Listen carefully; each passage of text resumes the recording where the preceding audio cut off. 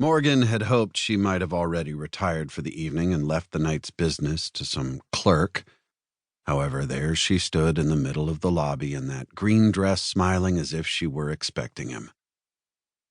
"Goodness, Morgan, you look positively awful," Helvina said.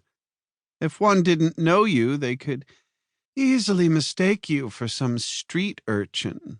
Standing there like she was, most men would have called her beautiful. Unusually and exceptionally beautiful, with the kerosene lamplight playing softly on her perfectly arranged golden hair done up high, and the glisten of the green emerald necklace lying against the pale skin at her neckline. Gems chosen, no doubt, because they matched her green eyes. But Helvina wore her beauty like a weapon with a sharp, cold edge. "All I want is a room for the night." She lifted her dimpled chin slightly and gave what anyone else would take as a playful smile. "And a hot bath, I hope." "That too."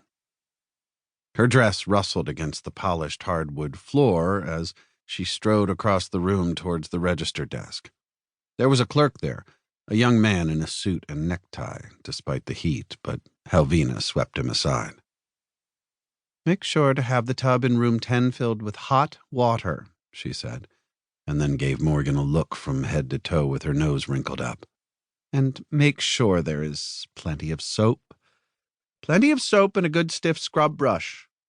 The young clerk gave Morgan a glance that said he found Morgan as filthy and distasteful as his employer did, but he did as he was told, leaving Morgan alone with Helvina in the lobby.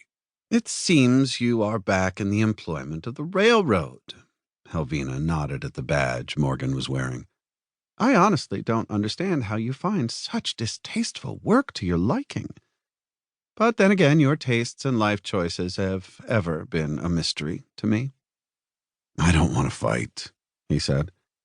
"All I want is a room." She dabbed a quill pen in a bottle of ink and made a show of scratching something onto the open register book before her.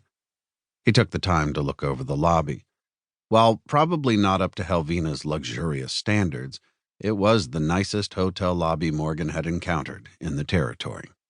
The walls had been covered in floral wallpaper, and the kerosene lamps lining them were mounted in brass sconces. A huge wrought iron chandelier bearing at least 50 lit candles hung down from the high ceiling, and a banister-edged stairway led up to the second floor and the balcony overlooking the lobby. Potted dogwood trees stood to either side of the glass front doors, and a wreath of twisted grapevines and dried floral arrangements decorated a scattering of tables that must have served as the hotel restaurant. "Not quite as grand as the St. Nicholas Hotel on Broadway, but I think I've done quite well considering the place and the means I had at hand," she said. "Don't you think?"